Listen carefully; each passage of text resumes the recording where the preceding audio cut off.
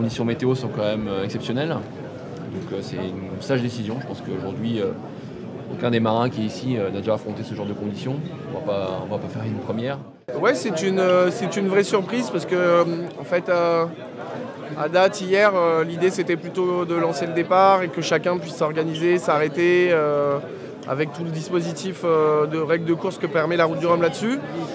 Après, depuis hier soir, on sait aussi que c'est chaud parce qu'il y avait 85 demandes de places de port dans tous les ports de la côte nord. Donc voilà, c'était pas complètement exclu que ça prenne cette tournure-là. C'est comme ça.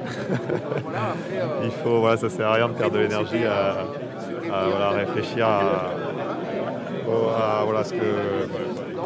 à ça. En fait, maintenant, c'est comme ça, c'est décalé. Donc maintenant, avec toute l'équipe, on va se reconcentrer pour ce nouveau départ. Alors, il y a un petit peu de logistique à gérer forcément parce que tous les hébergements devaient être rendus. Enfin, voilà, il y a tout c'est assez impactant, je pense, pour toutes les équipes, y compris la nôtre. Mais voilà, les conditions, on ne peut pas le nier, allaient être engagées. Moi, je m'étais préparé à les affronter, mais voilà, le départ est décalé. Donc voilà, maintenant, on va faire comme si rien ne s'était passé, puis on va se concentrer sur ces nouveaux objectifs. On avait de toute façon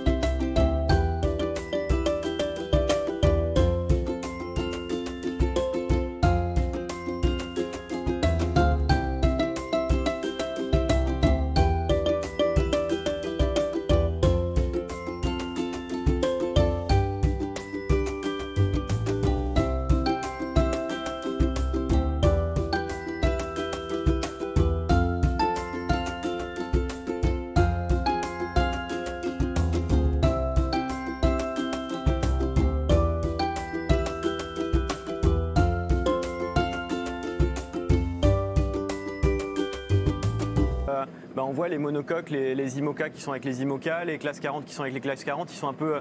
Par catégorie. Il y a 6 catégories au total. Ouais, c'est ça. Donc les ultimes qui sont les gros bateaux qui vont être le plus au nord, qui vont être le plus au large et qui vont s'échapper très vite pour aller tirer un bord et revenir vers le Cap Réel. Et les petits bateaux, les monocoques classe 40 qui eux vont être le plus proche de la pointe du Groin pour le départ. Et Stéphane, vous êtes en plateau avec nous, mais votre corps est en train de changer, on le voit. Vous êtes en train de vous crisper un petit peu, c'est vrai? Oui, c'est vrai. Avec l'habitude de prendre ces départs, il y a une pression naturelle qui se met en place et je suis en train de réfléchir à comment j'aurais pris ce départ, quel côté de la ligne. Et j'ai l'impression effectivement de vivre ça, de partager ça avec eux. Le prochain signal, c'est 1 minute. Donc là, on voit que les rapprochements entre les bateaux commencent à être… c'est un peu plus tendu, hein, et les bateaux ont de la vitesse. Donc là, voilà, avec les faits, on se rend compte que les bateaux sont très très proches les uns des autres. Donc c'est là qu'il y a un risque de collision qui est assez fort. Il y a tout un tas de règles, de priorités, une espèce de code de la route, code de la mer, code de la régate, si vous préférez, pour gérer ces contacts-là, mais c'est souvent un peu subtil. On est à 2 minutes et 10 secondes du départ de cette 12e édition de la Route du Rhum, Tanguy. Oui, et là on voit bien les flottes hein, avec cette vue, avec la ligne virtuelle. Les bateaux qu'on voit devant nous, c'est la flotte la plus grande, c'est les classes 40, ils sont 55 au départ. C'est eux qu'on voit le plus pour l'instant, mais c'est eux qu'on va voir le moins ensuite, puisqu'ils forcément ils vont aller moins vite que les ultimes, hein, qui sont des bateaux qui vont à plus de 80 km/h, alors que là on est sur des bateaux qui vont déjà vite, hein, qui traversent l'Atlantique bien sûr. En procédure. En procédure, tu m'appelles après le départ. En procédure, sauf urgence. Qu'est-ce que ça veut dire, ça, Stéphane? Alors, j'ai pas bien entendu. En procédure, on a entendu. Ouais, en cas d'urgence, c'était pas… Alors, c'est vrai que nous, de l'extérieur, quand on entend le mot urgence, on se demande ce qui se passe, mais… Alors, là, ce qu'on voit, c'est que les classes 40, ils ont tous décidé de partir plutôt dans le sud de la ligne. On est à 1 minute et 15 secondes du départ. Tanguy, Stéphane, on va profiter de ce départ tous ensemble dès la minute passée, comme si vous étiez dans cette flotte de la route du Rhum.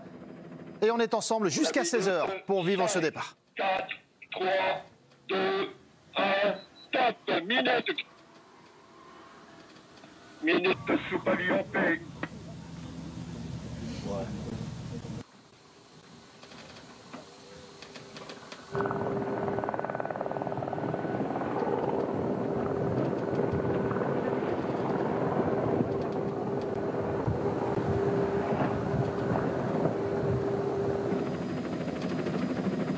Stéphane, Alors, 30 secondes avant le départ. Voilà, c'est ça. Donc on voit les bateaux qui se lancent, on en voit qui sont un petit peu en avance. Là, je pense qu'il y en a qui iront sans doute voler le départ. Ça va être le cas de Cross Call, qui me semble un peu en avance. Pour le départ, attention, 20 secondes. Alors c'est petit. 15 secondes.